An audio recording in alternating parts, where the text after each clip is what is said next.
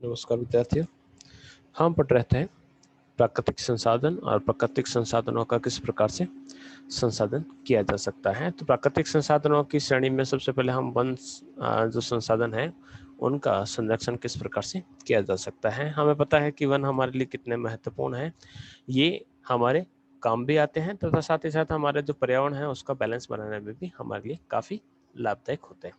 तो विश्व के जितने भी अलग अलग भागों में अलग अलग प्रकार के जो वन पाए जाते हैं उससे हमें हमारे उद्योगों को जो रॉ मटेरियल मिलता है और इसी रॉ मटेरियल से हमारी आवश्यकताएं पूरी होती है। जैसे जैसे हमारी जनसंख्या बढ़ रही है वैसे वैसे वन उत्पादों की मांग निरंतर बढ़ती जा रही है, लेकिन हम अपने अनियोजित शोषण के कारण धीरे धीरे विश्व की जो ये संपदा है उसमें निरंतर कमी ला रहे हैं। वर्तमान में देखें तो लगभग विश्व का जो लगभग 16% भूभाग है, यानी लगभग 2 करोड़ हेक्टेयर भूमि पर ही वन रह गए। तो उसके लिए हम कुछ कारणों को जिम्मेदार ठहरा सकते हैं। आवश्यकताएं बड़ी हैं, इन आवश्यकताओं की पूर्ति के लिए हम कृषि भूमि का विस्तार कर रहे हैं। हमारे रहने के लिए हमें स्थान चाहिए और रहने के लिए जो स्थान चाहिए उसके लिए हम मकान बनाने के लिए भूमि तैयार करते हैं और जंगलों को काट रहे हैं।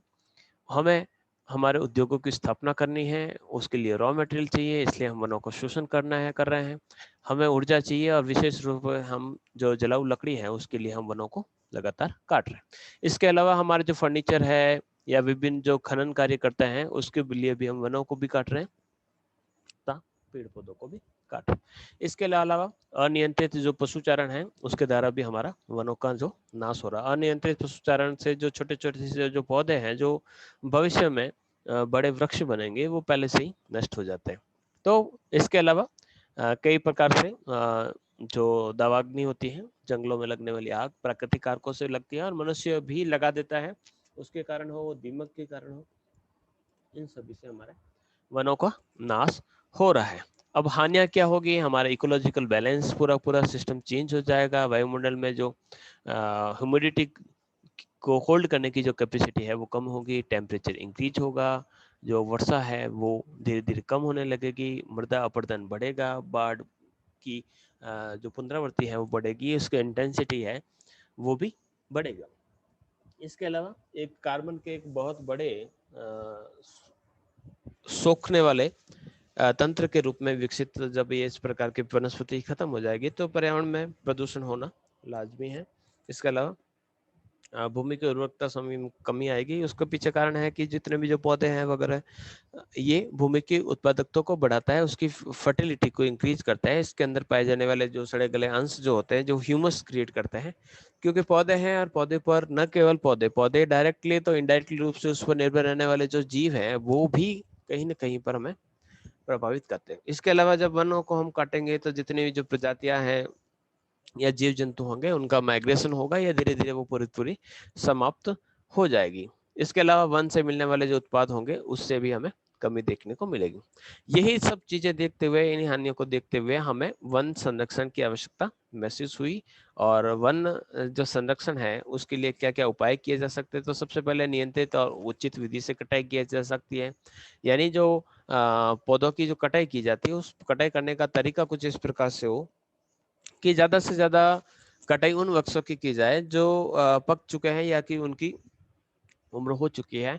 तो इस प्रकार से 3 प्रकार की है, क्लियर कटिंग है, सेलेक्टिव है, फिर है सेल्टर वुड है। इस प्रकार की हम पद्धतियों का पास है। पूरी तरह से काटना है तो इस प्रकार की लकड़ी के जो विस्तृत क्षेत्र होते हैं वहां पर इस प्रकार की पूरी तरह से की जा सकती है। तो व्यावसायिक दृष्टि से एक खंड विशेष जो है उसको काट लिया जाता है और फिर वापस जब अंकुरित होते हैं तो उसको छोड़ दिया जाता है। इसी प्रकार से वर्णनात्मक यानी सेलेक्ट की बात करते हैं तो इसमें जो परिपक्व हो चुके हैं उन पेड़ों को देख लिया जाता है और उसके बाद उनको चयन करके उसको क्रम से काट दिया जाता है। यानी इन वनों में सदैव जो वृक्ष हमेशा रहते हैं। तो इस प्रकार से सेलेक्ट कर लिए जाते हैं कि किन किन पेड़ों को काट रहे हैं। फिर है परिरक्षित। अब परिरक्षित के अंतर्गत हम बहुत कम गुणवत्ता वाले जो वृक्ष होते हैं उनको हम पहले काट देते हैं, जिससे बढ़िया जो लकड़ी देने वाले जो वृक्ष है वो ज्यादा से ज्यादा बढ़ सके। तो इस प्रकार से हम कटाई के तरीकों में बदलाव लाके वनों का संरक्षण कर सकते हैं। वनों को आग बचाने का दूसरा उपाय है protection of forest from fire. तो कई प्रकार से जब आग लगती है, चाहे ऑस्ट्रेलिया की आग अभी जो जंगलों में लगी उसको देख सकते हैं, इसी प्रकार से अमेजन के जंगल हो, चाहे भारत के जो अरावली क्षेत्र में राजस्थान में लगने वाले जो जंगलों में आग लगती है, तो हर प्रकार से आग जो होती है वो वनों को नुकसान पहुंचाती है। तो इस प्रकार से वनों में जो कभी कभी जो आग लगती है वो काफी विनाशकारी रूप धारण कर लेती है और काफी बड़े क्षेत्र में वृक्षों को जला दिया जाता है। तो ऐसे ऐसे क्षेत्रों में जब शुष्क और गर्म मौसम होता है तो वृक्षों की अनेक जो शाखाएं होती है, बांस होती है, वो आपस में घिस घिस कर आग का कारण बन जाते हैं। इसके अलावा मनुष्य की जो लापरवाही है, जैसे कि कैंप फायर है या लकड़ी जलती हुई लकड़ियों को छोड़ना, जलती हुई तिली को छोड़ना, सिगरेट इत्यादि के कारण भी जानबूझकर या अनजान में आग लग जाती है। तो इस प्रकार से हम वनों का एक बहुत बड़ा क्षेत्र जो है वो विकसित हो जाता है। तो ज्वलनशील पदार्थों का हम जंगलों में रोक लगा सकते हैं, फायर ब्रिक्स का उपयोग किया जा सकता है, निगरानी चौकियों की व्यवस्था कर सकते हैं, आग को नियंत्रित करने वाले दस्तों का प्रयोग करके हेलीकॉप्टर से छिड़काव यंत्र, वृक्षों के बीच में इस प्रकार के गैप बना दिए जाए ताकि वो आग ज़्यादा नहीं फैले। तो इस प्रकार के प्रयास कर सकते हैं। इसके अलावा कृषि व आवास हेतु वनों के विनाश पर रोक, यानी जैसे जैसे हमारा कृषि क्षेत्र विकास हो रहा है तो उसके लिए हम कृषि क्षेत्र के विकास के लिए वनों को एक काटना एक सामान्य प्रक्रिया रही है। तो वनों का क्षेत्र इतना बहुत सीमित रह गया है, तो इकोलॉजिकल बैलेंस अगर बनाए रखना है तो हमें उनको काफ़ी हद तक संजो कर रखना होगा। तो हम कृषि का आधुनिकीकरण कर सकते हैं और कृषि उत्पादन में कम से कम भूमि से ज़्यादा उत्पादन ले सकते हैं। इसी प्रकार से अफ्रीका हो, चाहे दक्षिणी अमेरिका हो और एशिया के जो वन है वो शिफ्टिंग एग्रीकल्चर, जिसे झूम जैसे नॉर्थ ईस्ट में कहा जाता है, कहीं पर चनिया, कहीं पर वेदा कहा जाता है। तो इस प्रकार के जो शिफ्टिंग एग्रीकल्चर है, स्लेश एंड बर्न एग्रीकल्चर है, वो रोक कर हम इस प्रकार के वनों को बचा सकते हैं। फिर है वन रक्षण। वन रक्षण के अंतर्गत हम क्या कर सकते हैं, तो बाढ़ है, चक्रवात है या आंधी है, सूखा है, उससे वनों को जो हानि होती है। इसके अलावा वनों पर लगने वाले कई बार के ऐसे जीव होते हैं जो वन को पूरा पूरा सड़ा देते हैं, गला देते हैं, तो उसको भी हम नियंत्रित कर सकते हैं। बड़े बड़े बांध जब बनाए जाते हैं तो बांध बनाने के लिए हम काफ़ी बड़ी मात्रा में वहाँ पर पेड़ पौधों को काटते हैं, तथा जिस क्षेत्र में पानी भरा रहता है वहाँ पर भी जो वनस्पति होती है वो पूरी तरह से नष्ट हो जाती हैं, जलमग्न हो जाती हैं। तो ऐसे जो बड़े बड़े जो बांध है उनके निर्माण से इस प्रकार से वन क्षेत्र काफ़ी जलमग्न हो जाता है। तो इससे बचने के लिए हम ऐसा नहीं है कि हम वन नहीं बनाए, बांध बनाए ही नहीं, हम बांध का चयन करते समय ये जरूर देखें कि कम से कम जो वन क्षेत्र है वो जलमग्न हो। तो इस प्रकार की व्यवस्था की जा सकती है। इसके अलावा वन क्षेत्र और पर्यटन स्थलों के रूप में विकास किया जा सकता है। ऐसे में क्या होगा कि वन को अगर पर्यटन क्षेत्रों में बदल दिया जाएगा तो उस पर्यटन क्षेत्र को हम डेवलप कर रखने के लिए ज़्यादा से ज़्यादा वहाँ पर वनों का ख्याल रखेंगे। इसके अलावा पुनर्वनीकरण, यानी अगर पेड़ काटना जरूरी भी है तो हम उसके बदले में बहुत सारे पेड़ लगाकर उसको वापस संरक्षित कर सकते हैं। तो एक अनुपात में हम उसे काट कर उसी अनुपात में नए वृक्ष लगा दिए तो वनोन्मूलन जो है वह कम हो सकता है। इसके अलावा जो वन क्षेत्र है वहाँ पर प्रशासनिक की भूमिका है, तो कई प्रकार के एक्ट बना सकते हैं, सर्वेक्षण करवा सकते हैं, रिजर्व फॉरेस्ट की व्यवस्था करके। फिर जो आर्थिक रूप से उपयोगी जो वन है उनका निर्धारण करना, अग्नि व प्राकृतिक आपदाओं से रक्षा करना, वन के लिए अनुसंधान करना, राष्ट्रीय पार्क और अभ्यारण्य की व्यवस्था करनी, वृक्षारोपण के लिए विभिन्न कार्यक्रम चलाना और वन संरक्षण हेतु विभिन्न प्रकार के पुरस्कार की व्यवस्था, और जो वन को नुकसान पहुंचाता है उसके प्रति कठोर कार्रवाई करके हम इस प्रकार की समस्याओं से छुटकारा पा सकते हैं। इसके लिए हमें सामूहिक, व्यक्तिगत तथा सरकारी, अर्ध सरकारी हर प्रकार के जो प्रयास है उसकी आवश्यकता होगी। तो वन रक्षण के लिए हम इस प्रकार के कार्यक्रम चला सकते हैं। तो सामाजिक भागीदारी का हम निर्माण करके वनों को संरक्षित कर सकते हैं। जब समाज का प्रत्येक व्यक्ति ये अनुभव करे कि वन न केवल उसके लिए बल्कि आने वाली पीढ़ियों के लिए आवश्यक है, तो वन अपने आप में वही इन सिटू वहाँ पर उसकी कंजर्वेशन जो है वहाँ पर स्टार्ट हो जाएगा। तो इसमें गैर सरकारी जो संगठन की जो भूमिका है वो काफ़ी महत्वपूर्ण है। तो इसी से जुड़े हुए कुछ आंदोलन है, जैसे कि चिपको आंदोलन है, तो इसका एक उदाहरण है जो सुंदरलाल जी बहुगुणा, जिनका अभी हाल ही में निधन हुआ है, तो उनके निर्देशन में इस प्रकार का आंदोलन चलाया गया था। इसी प्रकार से सामाजिक वानिकी कार्यक्रम भी चलाकर हम वन संरक्षण के लिए अपना योगदान दे सकते हैं। अब फॉरेस्ट का मैनेजमेंट किस प्रकार से करें, तो सबसे पहले तो हम सर्वेक्षण करें कि हमारे पास वन कितना है, फिर वनों का वर्गीकरण, वर्गीकरण का अर्थ होगा है कि वनों को हम अलग अलग भागों में डिवाइड कर लें कि कहाँ पर पूरी तरह से कटाई बंद रहेगी, कहाँ पर अनुमति से कटाई की जा सकती है, कहाँ पर हम उसे सेंचुरी के अंतर्गत या किसी हर प्रकार से उसे औरण के रूप में विकसित करके वनों को इस प्रकार से वर्गीकृत कर लेंगे तो वहां पर वनों की कटाई कम हो पाएगी। इसके अलावा वनों का जो आर्थिक उपयोग है उसको थोड़ा सा कम किया जाए, या फिर हो सकता है कि उसके लिए हम प्रशासनिक व्यवस्था करके उसके आर्थिक उपयोग को थोड़ा सा सीमित करें या उसके सब्स्टिट्यूट को ढूंढा जाए।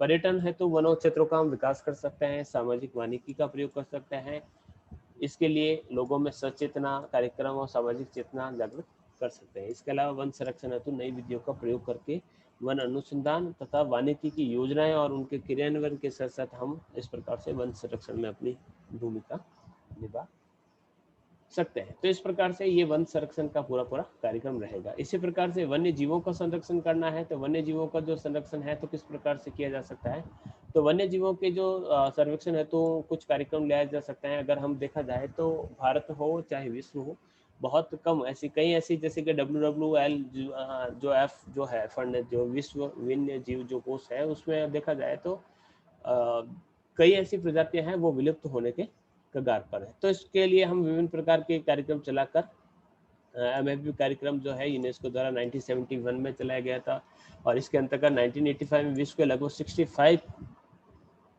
जो देश हैं तथा 115 मिलियन हेक्टेयर भूमि पर 243 जैव मंडल बायोस्फीयर रिजर्व्स जो है वो स्थापित किए गए। 2002 में भारत में जो 15 जैवमंडल आरक्षित क्षेत्र ये इस प्रकार से नामदफा जो अरुणाचल में है, फूलों की घाटी उत्तराखंड, मन्नार की घाटी तमिलनाडु, सुंदरवन पश्चिम बंगाल, थार का मरुस्थल राजस्थान, मानस या मनस जो है असम में, कच्छ का रण है, उत्तरी द्वीप है, नंदा देवी, काजीरंगा, कन्हा, नौकरेक जो है मेघालय के अंतर्गत है, सिमलीपाल, वृत निकोबार, ये कुछ बायोस्फीयर रिजर्व्स है। इस रिजर्व्स का प्रयोग करके हम वहाँ पर वन संरक्षण के कार्य कर सकते हैं। इसके बाद बढ़ते हैं हम मृदा संरक्षण पर, यानी मिट्टी जो है जो भूमि की एक सबसे ऊपरी परत है और उसी में हमारे विभिन्न प्राकृतिक जो वनस्पति है उगती है और एक प्रकार के महत्वपूर्ण प्राकृतिक संसाधन हैं। निर्माण की बात करें तो उसके अंदर कुछ खनिज पदार्थ हैं, कुछ कार्बनिक पदार्थ है, टाइम लगता है और बेस रोक पर ये काफी लंबे समय के बाद विकसित होती है। तो मृदा जो है वो वनस्पति का आधार है या कृषि का आधार है, और वनस्पति और कृषि जो है एक मनुष्य का आधार है। यानी ये एक ऐसा संसाधन है जो कभी खत्म नहीं होता है और प्रकृति जो है इसे संरक्षित करती रहती है। लेकिन वास्तविकता कुछ अलग है। हमारी जो प्राकृतिक व मानवीय जो कारक होते हैं उससे दोनों से मृदा की जो उत्पन्न सत्ता है वो धीरे धीरे कम होने लगती है। उसका मुख्य जो कारण है वो है मृदा अपरदन। अब मिट्टी का अगर हम बात करें तो मिट्टी में हमारे उत्पादन होते हैं, हमारे घरों के निर्माण होते हैं, वनस्पति, सामाजिक जीवन, हमारे उद्योग सारे के सारे जो हैं वो मिट्टी से ही संबंधित होते हैं।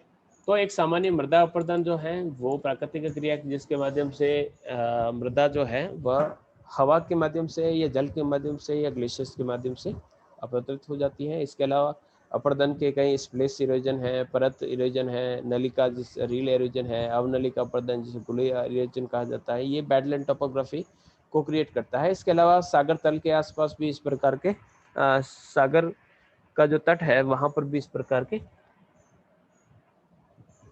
जो कुप्रभाव है देखे जा सकते हैं। तो इस प्रकार के जो अपरदन होते हैं वह उपरदन के कारकों की बात करते हैं तो तेज जो वर्षा है या जो तेज गति से बहने वाला जो पानी है, बाढ़ है, वह उसे नष्ट करता है। इसके अलावा कृषि क्षेत्र का विस्तार है, औद्योगिकरण है या नगरीकरण के लिए हमारी जो भूमि का विस्तार हो रहा है उससे भी इस प्रकार की समस्या आ रही है। खनन और परिवहन जो जाल हम तैयार करते हैं उससे भी मिट्टी को हम काफ़ी मात्रा में वहाँ पर काटने का काम करते हैं। इसके अलावा कृषि के अंतर्गत हम अनियंत्रित पशुचारण है, कृषि के क्षेत्र में मशीनों का जो भारी भारी मशीनों का प्रयोग करते हैं, विभिन्न पेस्टिसाइड्स का जो प्रयोग करते हैं उससे भी उसके जो भौतिक और रासायनिक गुण हैं वो बदलते जा रहे हैं।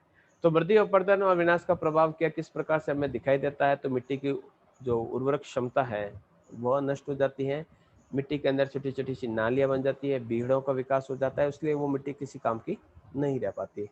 हमारा जो एग्रीकल्चर जो प्रोडक्शन है वो बिल्कुल कम हो जाता है, वनस्पति का जो आवरण है वो काफ़ी कम हो जाता है, क्योंकि वहाँ पर उस मिट्टी को पर्याप्त पोषण नहीं मिल पाता। इसके अलावा चारागाहों का विनाश होता है, मरुस्थलों का विकास होता है, प्राकृतिक प्रकोप आते हैं, और जो हमारा इकोलॉजिकल जो प्रॉब्लम्स है वो वहाँ पर क्रिएट होती है। तो उसके लिए हम क्या क्या प्रयास कर सकते हैं, तो हम वनस्पति का आवरण का विकास कर सकते हैं, वृक्षारोपण कर सकते हैं, ताकि जो मिट्टी की जो परतें है उसको वृक्षों की जड़ें जकड़े रखें और मिट्टी जो है अपरदित ना हो। हम स्ट्रिप क्रॉपिंग कर सकते हैं। इसके लिए हम क्या करते हैं, अपरदन रोकने वाली फसलों को समोच्च रेखी जो स्थान यानी जो पहाड़ों के जो ढलान चित्र है वहाँ पर इस प्रकार की फसलों को उगा सकते हैं, जिससे जो पानी तेज गति से बह रहा है उसकी जो स्पीड है थोड़ी कम हो जाती है। इसके लिए ट्रेसिंग या वैदिकाकरण किया जा सकता है। तो पहाड़ों की ढाल पर मिट्टी का कटाव जो है कम से कम हो, तो वहाँ पर सीढ़ीदार खेत बनाकर कृषि की भूमि की जो उपलब्धता है उसमें वृद्धि की जा सकती है। साथ ही साथ मृदा का अपरदन भी कम हो जाता है।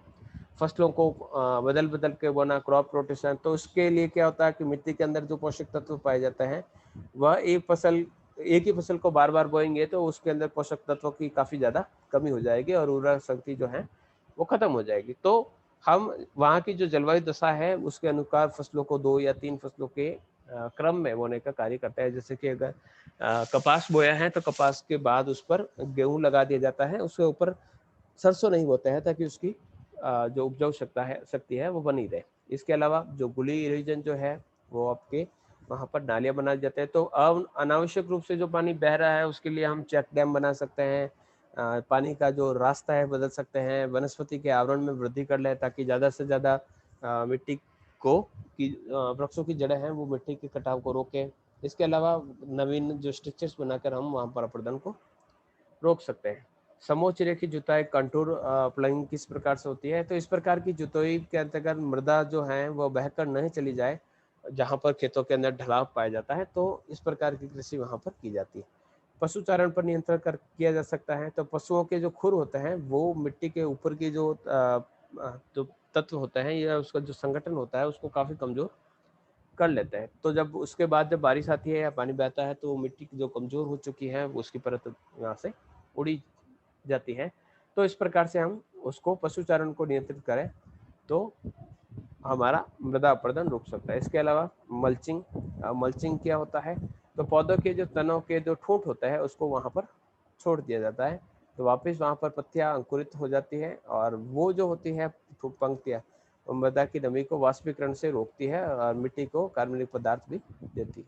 इसके अलावा बाढ़ नियंत्रण, शिफ्टिंग एग्रीकल्चर पे रोक लगाकर उर्वरकों का जो प्रयोग है वो कम से कम करके उचित भूमि उपयोग यानी जो भूमि उपयोग है यानी वन क्षेत्र है, चरा गया कृषि क्षेत्र, आवासीय क्षेत्र, इस प्रकार के क्षेत्रों को अलग अलग भाग में बांटकर हम मृदा का संरक्षण कर सकते हैं। इसके अलावा मिट्टी की जो अनुरूपता हो चुकी है उसको बनाए रखने के लिए और खत्म हो चुकी है तो वापस पुनर्स्थापित करने के लिए हम विभिन्न प्रकार के उर्वरकों का, मुख्य रूप से जैविक उर्वरकों का प्रयोग करके उसे वापस पुनः बना सकते हैं। तो इस प्रकार से हम मृदा संरक्षण का कार्य कर सकते हैं।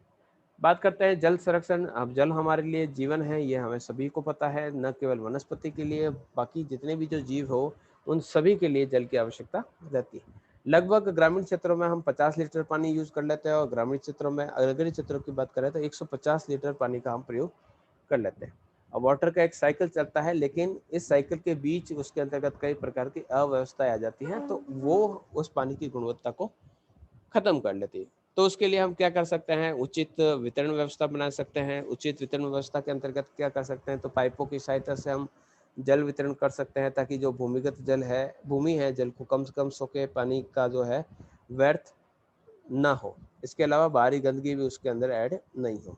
जलाशय का निर्माण कर सकते हैं तो उसे पक्का भी किया जा सकता है। नहरों के माध्यम से हम नहरों को पक्की बनाकर उसके रिसाव को रोक सकते हैं। इसके अलावा वाष्पीकरण जो है उसके लिए विभिन्न प्रकार के रसायनों का प्रयोग करके हम इस प्रकार के वाष्पीकरण को रोक सकते हैं। दूसरा प्रयोग भूमिगत जल का जो विवेकपूर्ण उपयोग है, यानी हम भूमिगत जल की जो मात्रा है वो काफ़ी कम है, हम उसके अंतर्गत उसकी जो हार्वेस्टिंग है, वाटर हार्वेस्टिंग की प्रणालियों को तो कम अपनाते हैं, लेकिन भूमि के अंदर से हम पानी की मात्रा को ज़्यादा से ज़्यादा निकालने का कार्य करते हैं। तो उसके लिए हम भूमिगत जल का जो उपयोग है उसको हम सीमित करके हम वहाँ जल की जो गुणवत्ता है उसको बनाए रख सकते हैं। इसके अलावा वन विनाश पर रोक लगाएंगे तो वो बारिश तापमान को भी कंट्रोल करेगी ताकि, और इसके साथ साथ ही बारिश को लाने में भी अपना योगदान देगी। इसके अलावा वाष्पीकरण द्वारा जो जल की हानि होती है उसको भी ये रोकने में सहायक होती है। जल प्रदूषण को रोक कर, अब जल प्रदूषण की जो स्रोत है उद्योग भी है, नगर भी है, कृषि से निकलने वाले भी स्रोत है, घरेलू जो कचरा है वह भी पानी को प्रदूषित करता है। तो इसको हम ट्रीट करके या इसके जो प्रदूषक जो है उस पर कंट्रोल करके हम जल को या जल की गुणवत्ता को बनाए रख सकते हैं। जो धरातल पर पानी आसानी से बह जाता है, जैसे कि बारिश हुई और बारिश होने के बाद बहुत बड़ी एक पानी की जो मात्रा है वो बहकर चली जाती है, तो उस पानी को हम समुद्र में जाने से पहले ही उस पर बांध वगैरह बनाकर या छोटे छोटे एनीकट बनाकर उसे संचयन कर सकते हैं। सिंचाई के लिए हम जल का प्रबंधन कर सकते हैं, तो बूंद बूंद सिंचाई है या वाटर स्प्रिंकल सिस्टम है या रेन गन सिस्टम है, तो इसके माध्यम से हम पानी का जो उपयोग दुरुपयोग जो होता है खेती में उसको कम कर सकते हैं। इसके अलावा जो जहाँ पर वाटर लॉगिंग की जो समस्या है उसको भी हम कम कर सकते हैं। इसके अलावा जो अपशिष्ट जल है उसको वापस रीट्रीट करके हम वापस उपयोग करके जल प्रदूषण को रोक सकते हैं। लास्ट जो है वो है खनिज संसाधनों का संरक्षण। अब खनिज संसाधन जो है वह एक सबसे बड़ा मूल्यवान प्राकृतिक संसाधन है और सबसे बड़ी बात है ये सीमित मात्रा में, और जैसे जैसे हमारी जनसंख्या बढ़ी है उसका उपयोग हमारे बढ़ता गया है। हमारा जो मशीनी युग में, इस मशीनी युग में हमें कई प्रकार के खनिज को आवश्यकता रहती है और विभिन्न प्रकार के जो उद्योग है या आधुनिक विकास की बात करें तो बिना खनिजों के इनकी कल्पना भी नहीं की जा सकती है। तो वैसे तो हमारे पास बहुत सारे खनिज पाए जाते हैं, फिर भी कुछ जो खनिज है वह अनवीकरणीय है, यानी वो सीमित मात्रा में है और खत्म होने के बाद उसे वापस पुनर्स्थापित नहीं किया जा सकता। तो ऐसे खनिजों को हम किस प्रकार से प्रयोग करें ताकि सस्टेनेबल डेवलपमेंट बना रहे। तो सबसे पहले तो हम नए खनिज क्षेत्रों की तलाश कर सकते हैं ताकि जो परंपरागत जो खनिज है उस पर हमारी जो डिपेंडेंसी है वो कम हो। जितने भी हमारे पास जो खनिज है उसको ज़्यादा से ज़्यादा बहु उपयोग करें, उसको रिसाइकल करके बार बार उसका प्रयोग किया जा सकता है। इसके अलावा जो खनिज हम निकालते हैं उससे हम अधिकतम धातु, यानी जो खनिज निकलता है उसमें से बहुत ज्यादा कचरा निकलता है, तो हम उस कचरे की मात्रा को कम करके ये उसमें से जो लॉसेज है उस लॉसेज को कम करके जो प्योर जो धातु है उस धातु को ज्यादा से ज्यादा नई तकनीकी से प्राप्त करके उसको रिफाइनरिंग जो विधियां हैं उसके द्वारा अधिक से अधिक मात्रा प्राप्त हो, इसके प्रयास किया जा सकता है। सुरक्षित भंडार गृहों की व्यवस्था की जा सकती है। तो जैसे खदान में से जो खनिज प्राप्त होता है उसको एक स्थान से दूसरे स्थान पर ले जाने में या ट्रांसपोर्टेशन में उसकी काफी मात्रा कम हो जाती है, ये खत्म हो जाती है, तो उसके लिए हम रिजर्व्स कर सकते हैं। नए विकल्पों की खोज की जा सकती है, जैसे कि धातुओं के स्थान पर प्लास्टिक का प्रयोग जैसे जैसे हमने स्टार्ट किया है। इसके अलावा उसकी प्लानिंग की जा सकती है, जैसे कि अंधानुत खनन जो किया जाता है उन्हें हम खनन करके विदेशों को बेच दिया जाता है, जिससे खनिज भंडारों को जो शीघ्र समाप्त होने का संकट छा जाता है। तो इस प्रकार से हम प्लानिंग के साथ चल सकते हैं। किसी जो धातु है या उसका जो स्क्रैप है उसको वापस रिसाइकल करके उसको बार बार प्रयोग किया जा सकता है। इसके अलावा गहराई तक खनन सामान्यतः खनिज जो है ऊपरी सतह पर या सीमित गहराई तक खोदने के बाद छोड़ दिया जाता है। जैसे जैसे गहराई बढ़ती है तो उसकी कॉस्ट बढ़ने लगती है और बहुत ज्यादा बड़ी तकनीक की आवश्यकता रहती है, जोखिम भी ज्यादा होती है। तो इस प्रकार से प्राकृतिक खनिजों के संरक्षण के लिए आवश्यक है, क्योंकि जो बचा हुआ खनिज वहां पर रहता है वो अनुपयोगी है और बाद में वापस उसे प्राप्त करना है तो बहुत ज्यादा इन्वेस्ट करना पड़ेगा। तो इस प्रकार से हम नई तकनीकी का प्रयोग करके उसका यूज कर सकते हैं। इसके अलावा प्रबंधन किस प्रकार से है, तो बराबर सर्वेक्षण करते रहे। कौन से खनिज को पहले यूज करना है उसकी प्राथमिकता निर्धारित करें, बिना मतलब के किसी प्रकार का खनन न करें। खनिजों का उपयोग करते समय हम विवेक का प्रयोग करें, वैज्ञानिक विधियों का प्रयोग करें। उसके लिए वापस प्रतिस्थात्मक पदार्थ यानी उसको रिप्लेस करने वाले पदार्थों की खोज की जाए, कि जैसे कि लोहा है तो लोहे के स्थान पर हम दूसरे धातु का प्रयोग या प्लास्टिक का प्रयोग किया जाए। खनन में आधुनिक विधियों का प्रयोग किया जा सकता है और सामरिक महत्व के जो थोरियम या यूरेनियम है उन खनिजों के संरक्षण की विशेष व्यवस्था की जाए। व्यापार हेतु खनिजों के जो दोहन किया जाता है उसको नियंत्रण किया जाए और खनिजों के जो सुरक्षित भंडार और उपयोग को दृष्टिगत देखते हुए दीर्घकालीन कार्य योजना का निर्माण किया जा सकता है।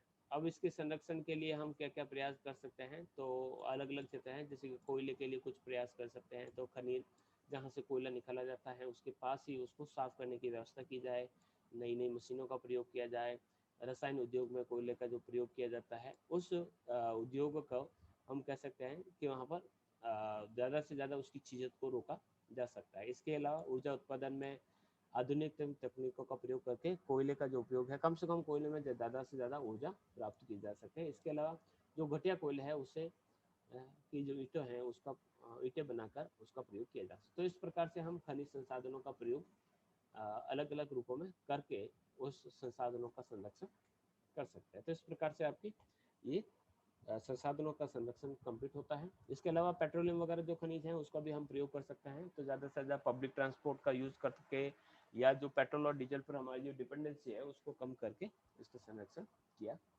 जा सकता है। धन्यवाद।